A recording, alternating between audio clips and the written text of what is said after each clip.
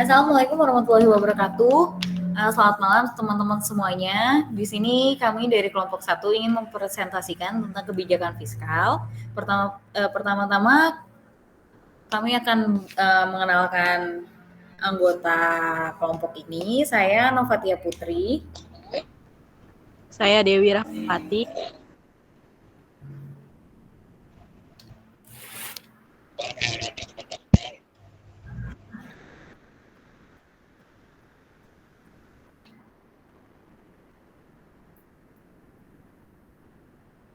Oke, jadi di sini ada Nova, Dewi, Rafif, dan Suci.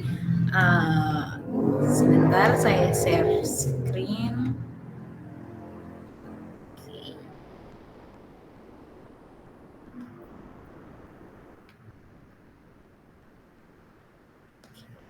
Udah kelihatan belum teman-teman?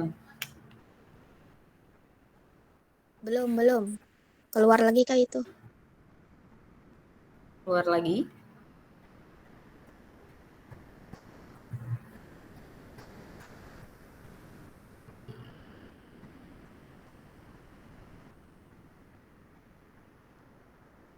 Kelihatan?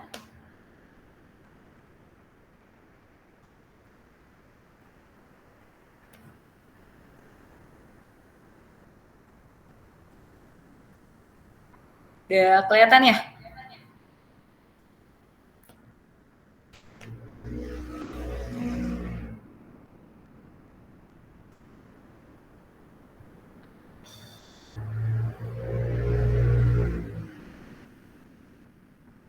Rafif udah kelihatan belum, Viv?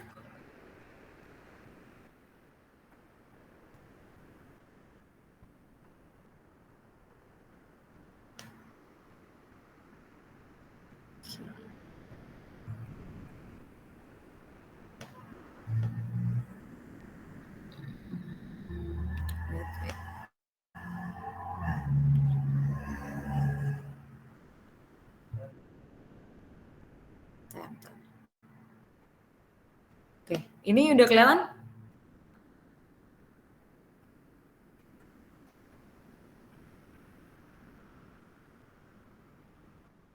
Oke, kita mulai ya, kebijakan fiskal. Definisi dari kebijakan fiskal adalah tindakan pemerintah yang mengatur penerimaan dan pengeluaran uang untuk mempengaruhi kondisi perekonomian. Hal ini juga melibatkan penerimaan pajak, pengeluaran pemerintah, hutang, dan pengeluaran lainnya. Selanjutnya ada jenis kebijakan fiskal, dilanjutkan oleh Dewi. Oke, selanjutnya jenis kebijakan fiskal itu ada dua. Yang pertama, kebijakan fiskal ekspansif, di mana meningkatkan belanja pemerintah atau mengurangi pajak untuk meningkatkan permintaan agregat dan pertumbuhan ekonomi. Yang kedua, kebijakan fiskal kontraktif, di mana mengurangi belanja pemerintahan atau meningkatkan pajak untuk mengendalikan inflasi dan mengurangi permintaan agregat. Selanjutnya ada tujuan kebijakan fiskal. Yang pertama, meningkatkan pertumbuhan ekonomi. Yang kedua, meningkatkan kualitas sumber daya manusia dan mengurangi pengangguran. Yang ketiga, memastikan stabilitas harga. Yang keempat, meningkatkan laju investasi. Yang kelima, memastikan distribusi pendapatan yang adil. Oke, selanjutnya fungsi kebijakan fiskal bisa dijelaskan oleh Saudari Suci.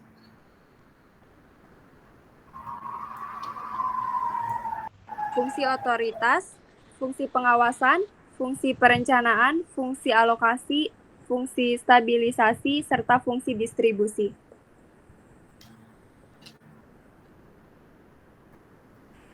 Beberapa instrumen kebijakan fiskal yaitu perpajakan atau mengatur tarif pajak dan kebijakan perpajakan.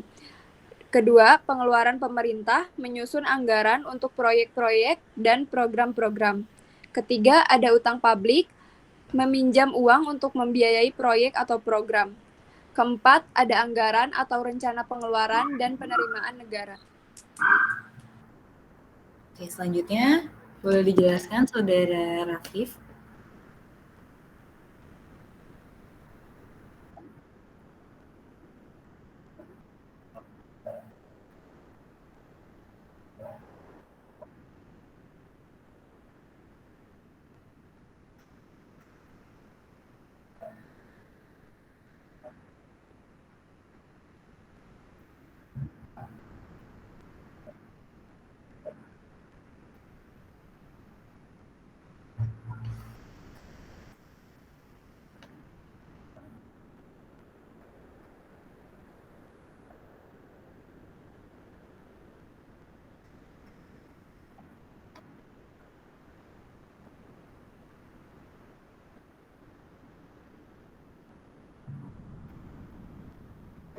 Terima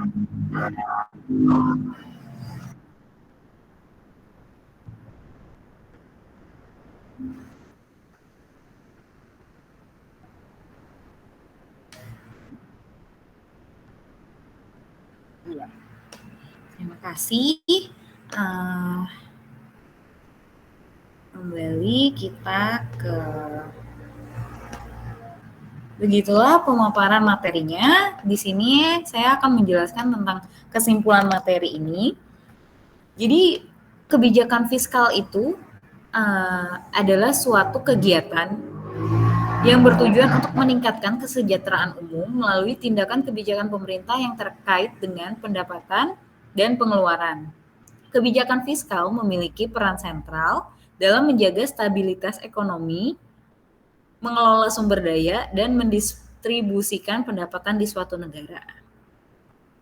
Kalau saran dari kelompok kami,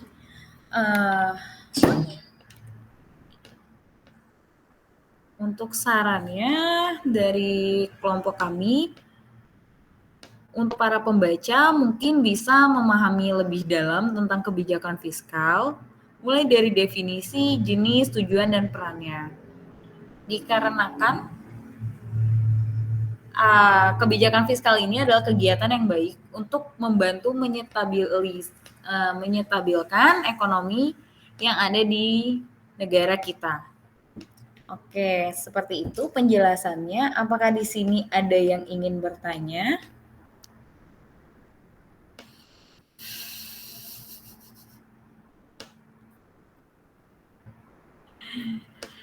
By the way, kok ini cabut semua ya, saya? Si Kak Ima lagi di jalan, Kak. Sabar. Anjir, gue keluar share screen kayak, ini kemana orangnya? Ini yang tadi nanya siapa aja sih? Kurang Ima aja satu. Cuman kayak orang tiba-tiba hilang. Mana gue kaget. Ini kayak banyak harus diedit nih, Beb, sebelum diupload ke YouTube. Iya, kayak dipotong-potong gitu. Imanya Iya. Kalau enggak, Ima tadi itu pertanyaannya apa? Izin bertanya. Belum. Dari gua aja biar apa? Biarnya ya. Oke. Nah, Ima ada. Oke. Begitulah paparan dari materi kami. Apakah di sini ada yang ingin bertanya? Saya Halimah dari kelompok 11 yang ingin bertanya. Oke, boleh.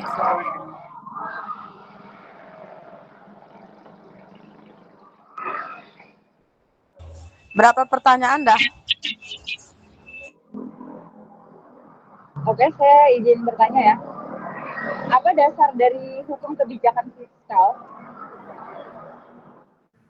Oke, berarti pertanyaannya apa hukum dasar dari kebijakan fiskal? Iya, betul. Iya, oke, thank you. Next, selanjutnya ada yang mau bertanya. Ragil, boleh? Izin bertanya. Fungsi alokasi dalam kebijakan fiskal apa saja dan dampaknya bagi negara itu apa? Terima kasih. Siap, thank you. Berarti apa fungsi dari alokasi kebijakan fiskal dan fungsi dari kebijakan itu sendiri? Manfaat untuk negara ya? Manfaat bagi negara ini. Dampak. Oh, dampak bagi negara. Oke, thank you. Next ada Mita. Mita boleh? Oke, aku izin bertanya, bagaimana kebijakan fiskal dapat digunakan untuk merespon krisis ekonomi seperti yang terjadi selama pandemi COVID-19? Oke, thank you buat pertanyaannya semua. Izin dari kelompok 1 ingin menjawab pertanyaannya. Mungkin yang pertama bisa dijawab oleh Dewi atau Rafif, bisa menjawab dari pertanyaan Halimah atau Suci. Izin menjawab pertanyaan dari Halimah ya. Hukum dasar mengenai kebijakan fiskal. Aturan mengenai kebijakan fiskal tertuang dalam Undang-Undang Nomor 17 Tahun 2003 tentang Keuangan Negara. Dalam aturan tersebut dijelaskan, kebijakan fiskal terkait anggaran APBN memiliki fungsi otorisasi, perencanaan, pengawasan, alokasi, distribusi, dan stabilisasi.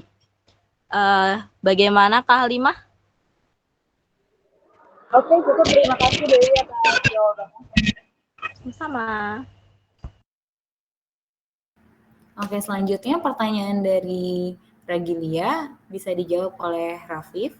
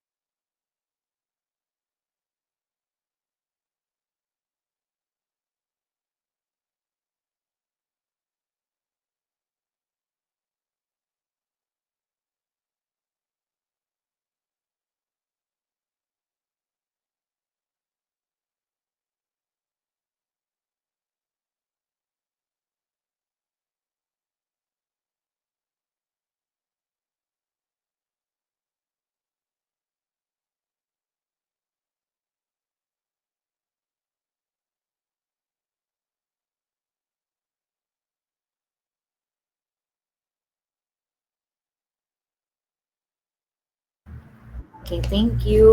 Untuk pertanyaan terakhir dari Mita, boleh dijawab sama Suci? Mita, bagaimana kebijakan fiskal dapat digunakan untuk merespon krisis ekonomi seperti yang terjadi pada COVID-19?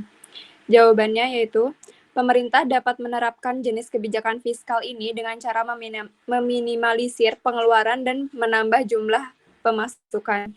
Cara yang bisa dilakukan untuk mendapatkan kedua hal tersebut adalah dengan meningkatkan tarif pajak hingga kondisi ekonomi berada pada taraf yang lebih kondusif. Dalam penanganan pandemi seperti kemarin, pemerintah melakukan perlindungan terhadap kesehatan masyarakat dengan pembatasan mobilitas serta kampanye 3M, memakai masker, mencuci tangan, dan menjaga jarak dan vaksinasi. Terima kasih. Oke, untuk pertanyaan Mita, jawabannya dari Suci. Mita sudah jelas kah?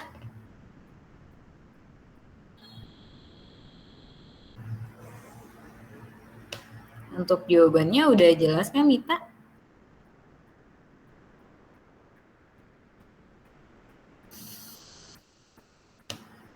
Oke, aku rasa udah cukup jelas ya Mit. Thank you semuanya buat pertanyaannya dan waktunya udah hadir di Google Meet ini, mendengarkan dan memperhatikan kelompok 1 untuk presentasi. Di akhir kata kami mohon maaf jika ada kesalahan maupun masih kurangnya materi dari kebijakan fiskal ini. Semoga kita ke depannya bisa memperbaiki bersama-sama. Sebelum menutup presentasi ini, kami mengucapkan terima kasih banyak dan mohon maaf. Wassalamualaikum warahmatullahi wabarakatuh.